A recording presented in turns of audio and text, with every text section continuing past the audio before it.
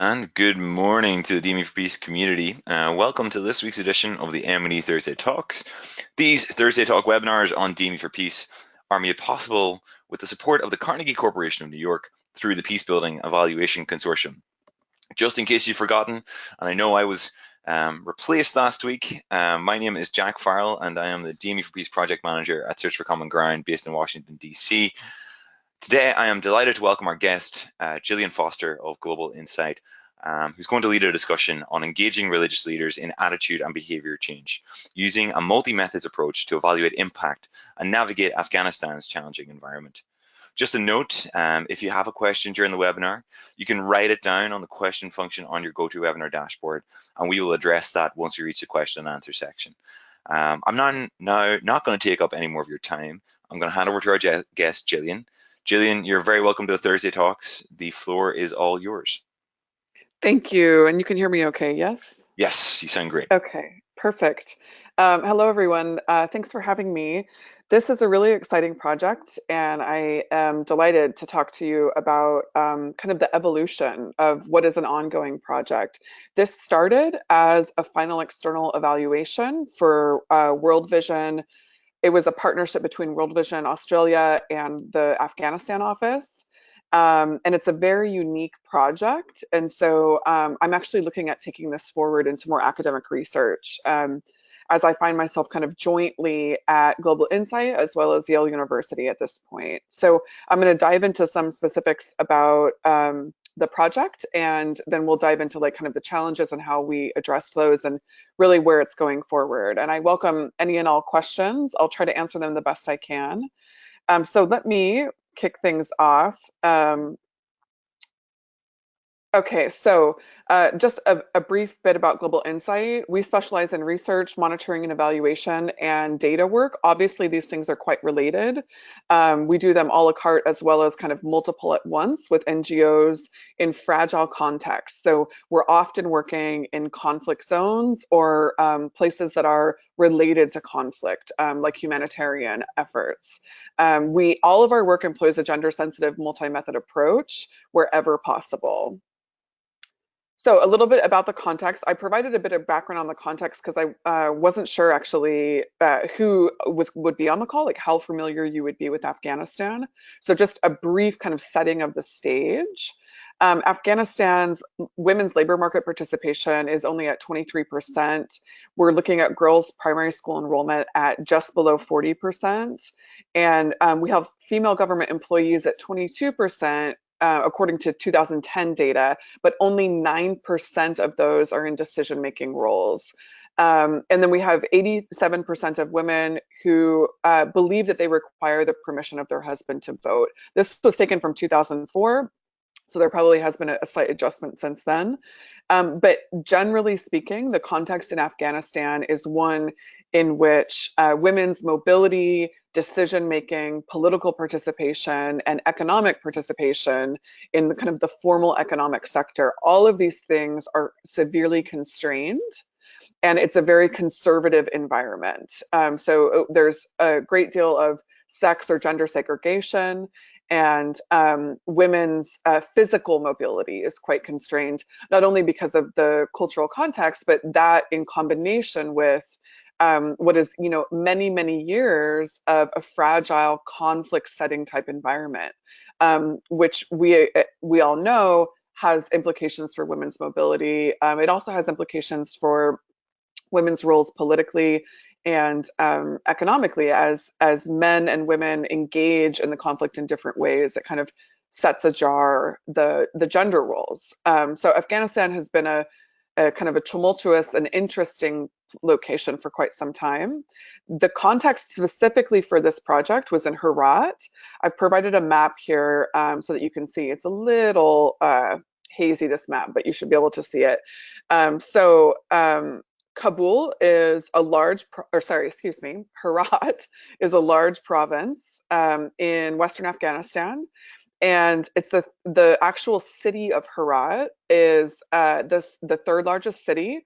It has an extended network of villages, as many cities do. It's relatively conservative compared to other places in Afghanistan. And again, women's physical mobility, access to public services and space, and ability to kind of access, know about, demand their constitutional rights is quite constrained in this setting. That said, Herat is one of the higher educated locations in Afghanistan and one of the relatively more wealthy locations. It's a very beautiful city and it has a lovely network of villages that surround it. So to give you some context into the actual program, this was a World Vision program designed in partnership, but largely by the Afghanistan office. It has, as these programs often do, it has multiple elements to it. And so I'll talk about how those multiple elements kind of fit together and what I'm focusing on for this presentation in particular. But overall, the program design, there was two objectives: to engage the communities in discussion around enhancing women's capacity, to literally enhance their capacity while doing so, and to also work with the government in Herat to more actively encourage women's participation. So we see women's participation politically, economically, as decision-making figures in the community, constrained on multiple fronts. And there's a lot of talk, right? There's a national action plan. There's an Office of Women's Rights, and there's a lot of kind of discussion around this, but not a lot of action. And so the project was really focused on building. Really building avenues for women's participation and then strengthening the new as well as the old structures or avenues for women's participation and strengthening women's capacity in doing so. And a really interesting element was that I'll focus on here was the strengthening of faith leaders' capacity around women's rights. So the program itself was located in all these different districts of Herat. There's 6 districts as well as multiple villages under each of those districts. And the project itself had kind of 5 elements or 5 arms or activities. There's a gender and Islam curriculum training of trainers program for local faith leaders. And these are male faith leaders. There was a capacity building of women shura representatives. So Afghanistan has a long history of men's shura, kind of like councils of decision making at the local, regional, and national levels. And this was an effort to really build up the women's kind of auxiliary or arm of that. There have been women shura, which are representatives as well as councils there already, but they were really kind of like under resourced or under capacity. They didn't have a lot of uptake, if you will. So this project built the capacity of the actual individual women as well as the groups of women together. And they did this on a very local level. They did this, one of the ways they did this was developing TORs in consultation with the Department of Women's Affairs, which is an Afghanistan national department, and they have regional offices. There's an office in Herat. So they developed TORs to kind of really nail down what the jobs of these women shura would be, what their responsibilities would be. And then they coordinated quarterly meetings and advocacy efforts to really kind of get women involved in their own political participation, right, as both leaders as well as community organizers. They established community change groups, which were entirely new as of this project. Each of those groups came up with a community action plan, which World Vision then funded. So we see a range of projects, many of them around literacy. And another kind of element that was common was around building a physical space for women to meet in each village. So this would really enhance the work of Women Shura, as well as enhance the spaces for women to meet and gather and speak and talk and build community together. Finally, there was coordination with the Department of Women's Affairs and the Department of Religious Affairs for improved implementation of the National Action Plan for Women. So these are the different arms of the overall program.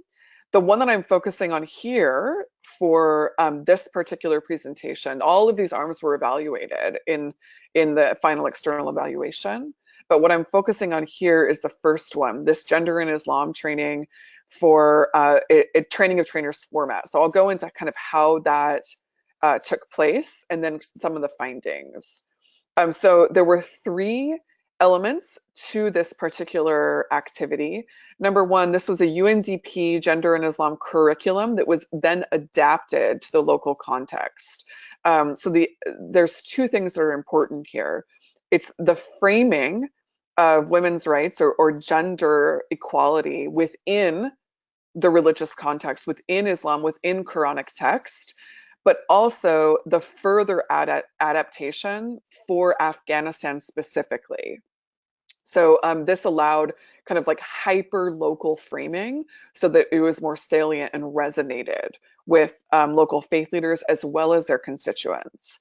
Once that was adapted, then an initial cohort of 40 lead faith leaders. These were faith leaders that were already in a bit of a leadership role because of their registration or the history of their participation or the history of their faith leadership via the Department of Religious Affairs. So there were 40 that were chosen. Those 40 were then trained in this gender and Islam training, and they were asked to then train other faith leaders in more remote areas. So those lead faith leaders then trained 760 faith leaders in remote areas. So we have this kind of like this network effect of this gender and Islam training. And all of the faith leaders were trained. They were asked to preach or to present these learnings, this gender and Islam curriculum, in their Friday prayer sermons. And they were asked to train others and serve as kind of mouthpieces for the project. So the project specifically engaged faith leaders as evangelists, if you will, as leaders. They really played into their leadership role that was already there and asked them to participate as leaders for the project itself, which you'll see served a really it was quite successful, right? This was a really great way to engage the faith leaders, and they felt really valued in the process. So a bit of demographics, and I present this here as the baseline and end line. I was involved with the end line. The baseline was something that was done much prior to my involvement. And so I present this here just to give you some demographics and also to kind of foreshadow some of the challenges. So if you look to the end line, the final column here on the right, you can see that the majority of faith leaders are in the youngest category. They're between 18 and 35 years old. The second largest group is between 36 and 50. There's a lot of reasons for this. The context in particular, the challenges of living in this environment, everyone is quite young. And I think that that's actually an advantage of the environment in that those faith leaders involved are at a phase in life where they're perhaps more attuned or comfortable with, taking in new information and engaging in this way. Below the ages, you can see the percentages of kind of where people fall with their education. And faith leaders often will engage in a training, right, to become a faith leader. Some in more remote areas are very informally trained, and then as they move into less remote and more economically stable areas, they're able to access further education. So you can see kind of the breakdown of the education of the faith leaders. And to point out the foreshadowing I was mentioning before, the baseline, we suffered from a real dearth of data in the baseline. And so the end line evaluation, we attempted to kind of take that in and navigate and address that, but it was a substantial challenge. So the research questions that I'm focused on for this portion of the evaluation, which is actually turning into a larger research project, are really around, in settings of rigid social norms, particularly as informed by religion, and those areas that have very poor records on women's rights. What is the effect of engaging traditional leaders, whether those are religious or otherwise, in changing the attitudes and behaviors of their constituents? Furthermore, on top of that, how might it prove useful to engage these religious leaders from within their own religious texts and institutions rather than from external sources and paradigms? So this is about two things. This is about the framing of the training, the framing of the engagement with traditional leaders, and then as they engage their constituents, as those religious leaders move into becoming authority figures for the project, we're really interested in what their power as authority figures has. It's really about the deference to authority figures. So it's a kind of a two-prong. There's a framing element and there's a deference to authority element that we're interested in. The research design overall for the entire evaluation, which is also related to these like more kind of fine-grained research questions I just presented. We did secondary data and literature review, which is generally what most evaluations start with, or and most literature or research starts with. And then we did a number of data collection efforts. We did a survey with the actual faith leaders. We did key informant interviews with faith leaders. We did a bunch of household surveys to try to understand the changes in attitudes and behaviors around women's rights at the household level. We spoke with Women's Shura. We did focus groups with Women's Shura as a kind of a council. And then we conducted focus group discussions with the community change groups to really understand that element as well. For this research in particular, I'm really zeroing in on a few different things. I'm looking at the faith leader survey, the key informant interviews that were done with faith leaders, as well as a touch with the household surveys, and then any reflections from Women's Shura. Because what we found is there's a strong kind of element of coordination between faith leaders and Women's Shura, which developed out of this, which is a great kind of organic finding. So let's talk about the findings. I have about 10 more minutes, so I'll go into the findings and then we'll move into some of the challenges. And I want to leave plenty of time for questions.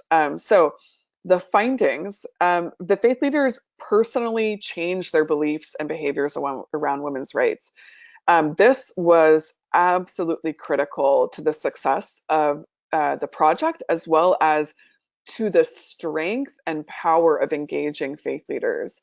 So in many discussions and many of the key informant interviews with faith leaders, I heard that not only did they personally understand the justified, the religiously justified reasons for women's rights as it was grounded in religious text, but they believed it to the point that they allowed their own daughters to attend or extend their schooling. So what we often see in Afghanistan is that young girls are enrolled in school, but they are pulled out of school. They're made to stay home and work on other things right around the time that they learn to get kind of the very beginnings of literacy. Maybe they start to understand how to spell their own name. They start to barely grasp literacy. They're often pulled out of school, which really really constricts their ability to both read in the future as well as engage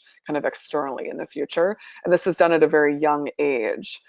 So we see faith leaders who are actually extending their daughter's time in school, making the conscious choice to do so.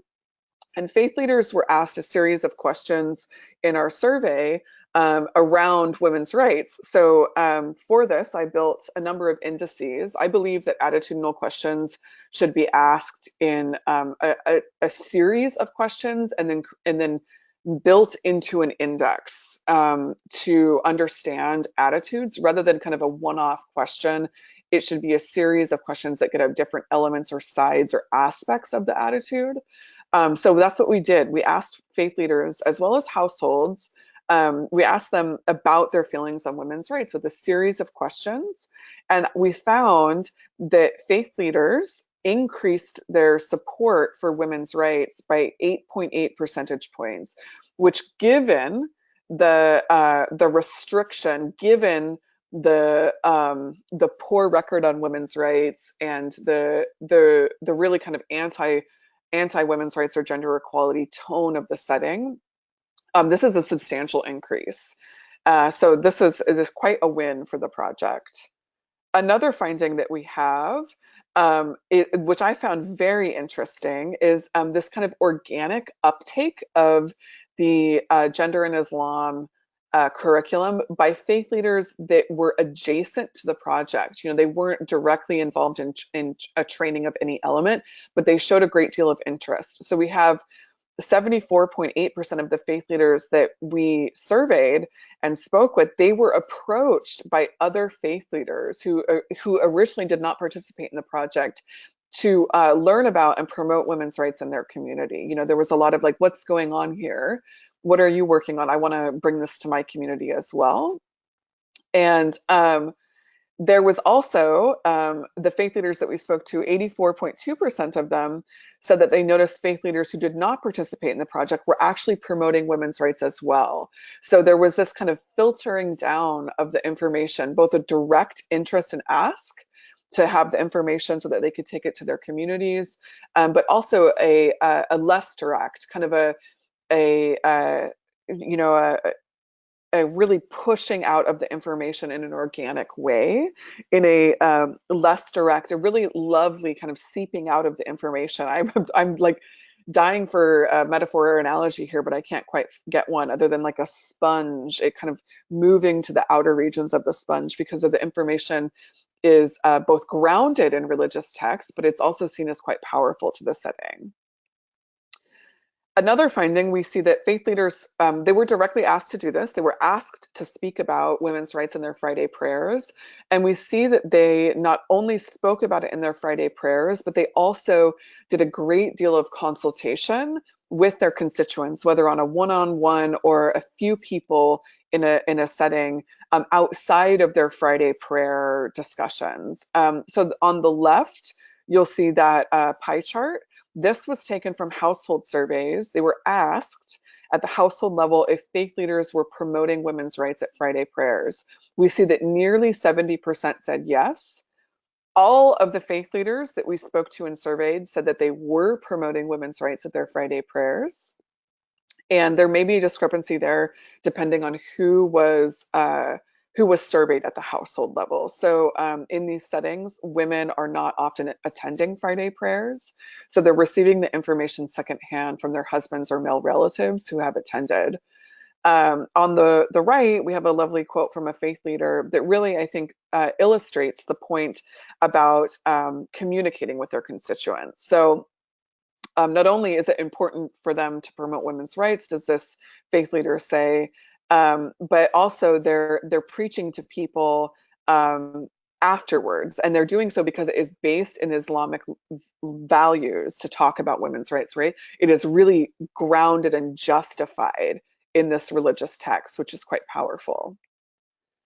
And one of the final findings that is important for this particular area, I think, is this coordination between the women's shura councils and the faith leaders. And so what we see, I heard reports of this both from faith leaders as well as the women's shura individually and as a council together, that often what would happen is, you know, with the build out of the women's shura, women felt more comfortable coming to these women as leaders in their community with their own problems, a lot of them around domestic violence or around literacy or economic challenges in the household. All of these things are kind of related, as one might imagine. The Women's Shura attempted to address them. When they were unable to address the issue, or they felt it was outside of their capacity or purview to address the issue alone, they often went to a local faith leader and requested assistance and support. That faith leader, who had been trained in the gender and Islam training, who had really adopted these practices personally, many of them then coordinated with the Women's Shura and often brought in other faith leaders. So we have this collaboration between Women's Shura councils and faith leader councils together to address these problems around domestic violence, around economic insecurity, as related especially to literacy of both men and women, and really at the household level to really attempt to address and mitigate internal issues that would have otherwise been quite painful and disastrous and perhaps never have been addressed because there weren't these connections made. There weren't these connections made with faith leaders to the gender and Islam training and this adoption in their own lives and in their own constituencies, but also the connection between the Women's Shura and the faith leaders. I'm going to talk about some challenges now. I kind of highlighted before there was a weakness in the baseline data. Data collection was compromised in many of the settings because of security issues. So we knew this going in, and we developed techniques to work around that. Gender segregation is a strong element of the setting itself, and so we had to adapt to this and kind of envelop this within our design. And then also the sensitivity of research questions, right? Like we're asking about views on things that are relatively taboo. We're getting into areas, as benign as literacy, but as sensitive as domestic violence and child marriage. So we're dealing with things that are difficult and attitudes around difficult things. Here are some of the solutions we had to these. So for the weakness of the baseline data, we put a lot of effort into triangulating the data. We did so with secondary data. We looked at the baseline data, looked at project data that had been gathered through monitoring. And then also we developed multiple data streams through this multi-method approach to try to kind of supply a check and balance on what we were finding. So we have not only interviews, but we have focus groups. We have not only qualitative data, but we have quantitative data. And we have not only talking to faith leaders, but also to households, to community change group members, and to the Women's Shura. For the data collection and security compromised spaces, we developed a constant collaboration or coordination with the local security team and the enumerators. And this was particularly, as you might imagine, I am blonde and tall and very white, and so I stand out in this setting. So there was a lot of daily check-in with the security team and me because I did go out into the field. And so this is really, my hat is off in this area to World Vision for their efforts to not only keep me safe, but also to help me to kind of integrate myself a bit easier or to assimilate ever so slightly within the setting. And they did so via their security team, via constant coordination. And then through my work with the enumerators went to places that I could not physically go because of security reasons. And the team of enumerators also helped me gather data that I would be unable to gather because of language barriers, cultural barriers, or just the physical limits of being one human.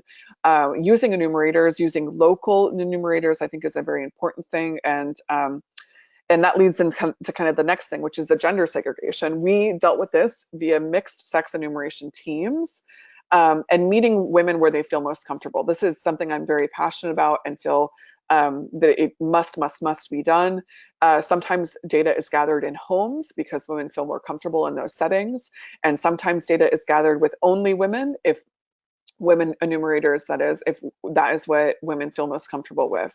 In this setting, that is often what happened because it is very conservative and very gender or sex segregated, if you will.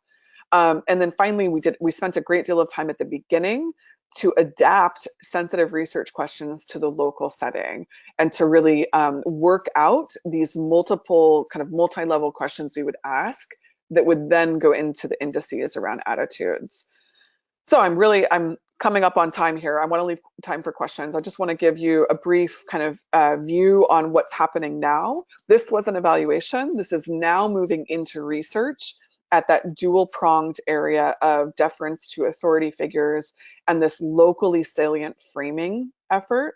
And I'm doing this as I sit kind of jointly at Global Insight as well as Yale University. And this was an original project out of Afghanistan, right? But we're actually now in the stages of looking at expanding it to other settings. So, kind of on our minds now, we're developing a team and we're looking at Egypt, Nigeria, Pakistan, perhaps returning to Afghanistan. But we're also interested in hearing from others that have similar projects or that would like to work on something similar, whether it's grounded in a women's rights frame or perhaps even in an insurgent action or in a countering violent extremism frame. So if you'd like to talk more about this, I've left my email here. And you can also find me on Twitter at Jillian J. Foster. That's my name on Twitter. And I would love to speak with anyone, and I'm happy to answer any questions. Great. Thank you very much, Jillian. That was an amazing presentation, and um, I hope we can get a copy of the slides and we'll upload them alongside the recording Oh, absolutely. later today. Just before we enter into the question and answer section of today's presentation, we have a couple of notes about our format for those of you who are new to the Thursday Talks. You can submit a question in two ways. The first is through the question function on GoToWebinar, where you can type your question. The second is to click on the hand icon, which will raise your hand and allow us to unmute your microphone so you can ask your question live. When you do submit your question, we ask you to submit your name and affiliation. Just a note, these talks are recorded and posted on DME for Peace's media gallery, so those who are not able to join us at this time can go back and listen to the presentation and discussion. Jillian, it's really interesting to hear about how you guys are potentially scaling this program. I saw a couple of questions already coming through regarding what's the next step? Like, what are you guys planning to do with this information? How are you planning on moving it forward? But our first question, and we have about 15 minutes left for Q&A, comes from Benedict Heilscher. And apologies, Benedict, if I butchered your name. But Benedict asks, could you go into more detail about how you measure attitudinal change, other than just looking at behavioral change and extrapolate from that, or be over-reliant on self-reported questionnaires, both of which could be influenced by social desirability? Yeah, definitely. Social desirability is definitely an issue. So we do this via local adaptation is one way that we're conquering this. And another way is through statistical testing. So um, what we did is we had a bit of baseline data. We built out the end line to reflect that and kind of build on top of that. So we took questions from the baseline and then we added them to our end line and we added additional questions. And so these questions that we asked, the indices were coupled with behavior questions. So we asked questions around behavior, like, are your children in school? Are your daughters in school? How many children do you have? Kind of a variety of questions to get at to clarify, really, right? So if someone says they have no children, but then we also ask, are your children in school? And they say yes, there's a discrepancy there that we try to dig into with additional questions around, okay, let me go back. How many girls do you have? How many boys do you have? How many of them are in school? Like these kind of further fine grained. And those were for behavior types of questions. We asked around questions like, is your wife working? Who earns money in the household? Who makes decisions around spending for the household? Who makes large scale decisions for spending versus small scale decisions for spending? So we're asking a variety of questions around behaviors. We're coupling that with attitude questions. So we asked a series of attitude questions, and those were asked around women's rights, around decision making, around women's participation, around gender equality more generally. We're not just talking about women's rights, we're actually looking at equality between men and women, and a variety of elements ranging from women speaking in public settings, women making decisions, men leading households. And so basically my effort to address social desirability bias, my effort to address what I see as just a built-in bias around asking, one question to establish an attitude or behavior, is basically these multi-pronged questions that really try to get at all of the angles around an attitude and behavior, and then coupling behavior with attitudes. And then where possible, doing t-tests around the changes, looking for statistical significance around changes in attitudes. So I hope that answered your question. If we had a bit more budget and time, I would love to do, which is actually what we're thinking about for future work, is doing experiments in the field around, this framing element and around this deference to authority, and looking for perhaps differences between men and women. If there's a different relationship between men versus women with authority figures. Great, thank you very much, Jillian. I'm going to mold the next couple of questions because I think they feed into each other. Um, the first is from Rajmi Agrawal, who asks, could you observe change in male attitudes and behaviors also?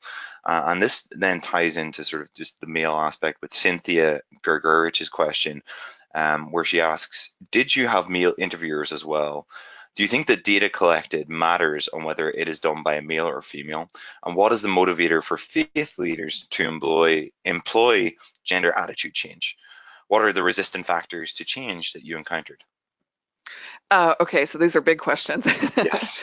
Yes, we did see changes from men and women, and I would ideally like to gather more data to really dive into this element around men and masculinity. This is actually kind of a pet interest of mine personally, and so I would love to do a study that actually just focuses on men. So for now, I can't say that we just focused on men. We focused on men and women.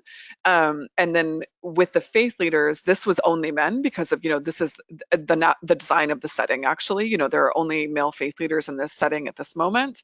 And the reason, the only kind of justification I was given over and over for adopting, excuse me, this gender in Islam framework is that it was rooted in religious text. So it was seen as almost like a continuing education element. And because it was rooted in religious text, to those lead faith leaders, it offered immediate authority to the training. And then as it kind of filtered down into more remote living faith leaders, or the non-lead faith leaders, and then into their constituencies, it had kind of a double pronged or compounded effect, because it was not only the authority of the framing being in religious text, but also the authority of the person who is literally giving the sermon or the preaching. It's the authority of the faith leader that really compounds the authority of the text. So it's this multi-pronged adoption effort, and I believe the data shows this is why there was so much success around it, around a topic that otherwise would not have salience in the setting and would actually have quite a bit of pushback, especially from men who hold the authority at the household level. And you can see this navigating, this pushing back and forth of the change or updating in beliefs and attitudes around the reports from faith leaders who said that, after Friday prayers, men would come up to them, and it would be one man, two man, a group of men would come up and say, this is craziness, I'm not going to adopt this. How can you talk about women's rights in Islam? How is this even justified? There's lots of questions. And the faith leaders themselves said, we employed the training and the text, the Quranic text, to consult with these men and to really convince them that no, this is religiously justified and we should definitely be doing this. And it was quite successful as a result.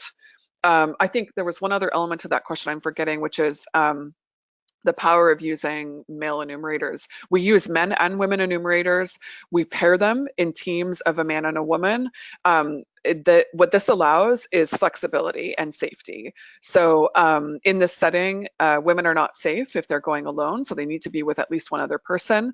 And with men, sometimes they only want to speak with men, or sometimes actually, this is quite a lovely surprise that I find in many settings. Especially where there's kind of strict gender roles. Actually, sometimes men prefer to speak to female enumerators, and they do so in an environment where there are other men there. But they tend to be a bit more open sometimes with women. So there's kind of this lovely effect that happens where you can add for lots of flexibility when you have mixed enumeration teams like that. Great. Thank you very much, Jillian, for the detailed answer. Our next question comes from Yurdre from Columbia University, who writes, "Thank you for a great presentation, Jillian. What are some of the risks of involving faith leaders, and to what extent do they depend on a context and setting of the intervention?" Um, oh boy, I'm not sure like how to answer that because of the like which risks, like if you mean like physical risks or if they won't it'll or if it'll be like wasted resources because they won't take up the information. Um, I would I kind say of interpret that with with regards to programmatic success. Like, why was the decision to target faith leaders here as opposed to other community leaders? okay. Well, so actually, this is a great question. This deals with this deference to authority, so, kind of question that I'm really interested in for research. So in Afghanistan, there are many different kind of traditional or leaders, if you will, in the communities. The majority are men, obviously. And then also beyond kind of the national level politics, at a more local level, at a more regional level, a lot of the leadership are these faith leaders. And so the project knew this and they designed around that. So they took the setting itself and they designed within the constraints and they kind of enveloped the constraints of the setting.